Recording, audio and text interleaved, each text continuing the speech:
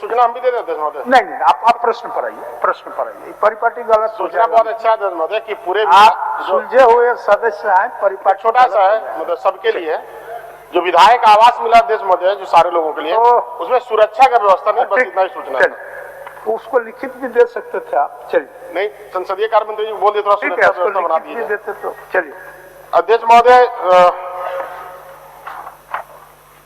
जो हमारा क्वेश्चन अध्यक्ष महोदय बहुत ही स्पष्ट है कि पिछले बार जेटेट का एग्जाम हुआ अध्यक्ष महोदय।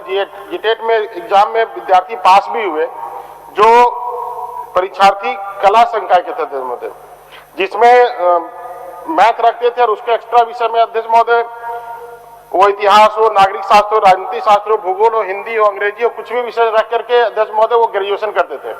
और वैसे ग्रेजुएशन करने के बाद, बीएड करने के बाद वो जीटेट का एग्जाम देते थे अध्यक्ष महोदय। जीटेट का एग्जाम देने के बाद वो शिक्षक नियुक्ति के लिए वो फॉर्म भी भरे। फॉर्म भरने के बाद अध्यक्ष महोदय एग्जाम में भी बैठे, लेकिन जब एग्जाम में बैठे तो उनको वहां से जेएसएससी द्वारा परीक्षा से उसको हटा दिया गया अध्यक्ष महोदय। उसको ये कह के हटा दिया गया कि जो आपने गणित से जो ग्रेजुएशन किया है, उसमें जो आर्ट्स रखा था, उसके कारण उसको हटा दिया गया था। वो तो अध्यक्ष महोदय पाठ चला गया, खत्म हो गया विषय, उसमें अब कुछ करने से कोई बहुत फायदा नहीं है। अभी सरकार के द्वारा नियमावली बनाया जा रहा है अध्यक्ष महोदय। हमारा एक आग्रह है कि जैसे अभी पढ़ाई तो सभी जगह वैसे हो रहा है कि गणित के साथ साथ कोई आर्ट्स भी रखता है, कोई हिंदी भी रखता है, कोई इंग्लिश भी रखता है, कोई भूगोल शास्त्र भी रखता है। तो हमारा सरकार से आग्रह है कि अभी जो नियमावली बन रहा है, तो वैसे विद्यार्थियों को जीटेट में बैठने का और फिर एग्जाम में उत्तीर्ण करने का के लिए नियमावली बना रहे हैं और उसमें इसको शामिल कर। एक्चुअली सरकार कह भी रही है, सरकार का स्पष्ट जवाब भी है अध्यक्ष महोदय। जवाब इनका है कि स्नातक अथवा इनके समकक्ष का मतलब होता है अध्यक्ष महोदय कि वैसे लोग जो ग्रेजुएशन किए आर्ट्स वगैरह लेकर के भी, उसका मतलब यही होता है। और प्रारंभिक शिक्षा शास्त्र में द्वितीय डिप्लोमा चाहे जिस किसी भी नाम से जाना जाता हो। हमारा स्पष्ट आप उत्तर ले लेते हैं। माननीय मंत्री जी। माननीय अध्यक्ष महोदय, माननीय सदस्य ने जो शंका व्यक्त की वो स्वीकार भी इस बात का किया कि चूंकि ये विसंगति हुई थी, मूल रूप से उसकी भावना है कि आगे बनने वाली नियमावली में इसका संशोधन हो जाए।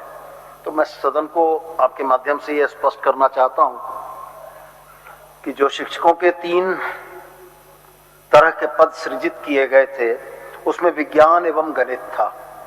तो जो बीए मैथ करके आए थे वो विज्ञान नहीं पढ़ा सकते थे, इसलिए विभाग ने कला संकाय से के साथ मैथ करने वालों को उसके लिए योग्य नहीं माना।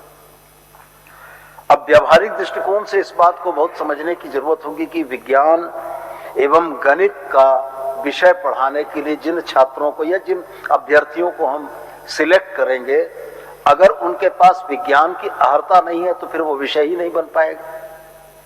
तो मेरा बड़ा स्पष्ट ये कहना है कि विभाग ने नियमावली के गठन में उन तमाम बिंदुओं को बड़ी गंभीरता से देखा और समझा है। और मैं यह मानता हूं कि जो शिक्षक विज्ञान और गणित के लिए आते हैं उनको कला संकाय से नहीं आना होगा, उनको बीएससी मैथ से आना होगा। बीएससी मैथ से जब वो आएंगे तभी वो विज्ञान और गणित पढ़ा सकते हैं। इसके बाद भाषा के शिक्षक हैं, भाषा में वो जा सकते हैं। तो मेरा यही कहना है कि नियमावली परिपूर्ण है, विसंगति की कोई सूचना नहीं है।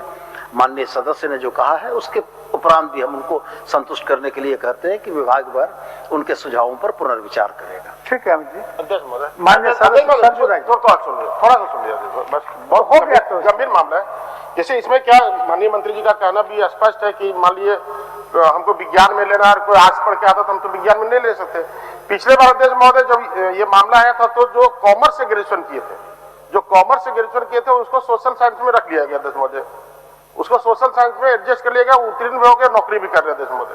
हमारा कहना है कि साइंस में नहीं रखिए आप उसको, और भी जैसे आर्ट्स वो करके आ रहा है तो उस सब्जेक्ट में उसको रख लीजिए अध्यक्ष महोदय, ताकि पढ़ाई तो सभी यूनिवर्सिटी में हो रहा है, इसी तरह से पढ़ाई हो रहा है। तो अगर मान लीजिए वो विद्यार्थी पढ़ रहा है तो सफर कर जाएगा अध्यक्ष महोदय, इसलिए उसको जोड़ना महोदय।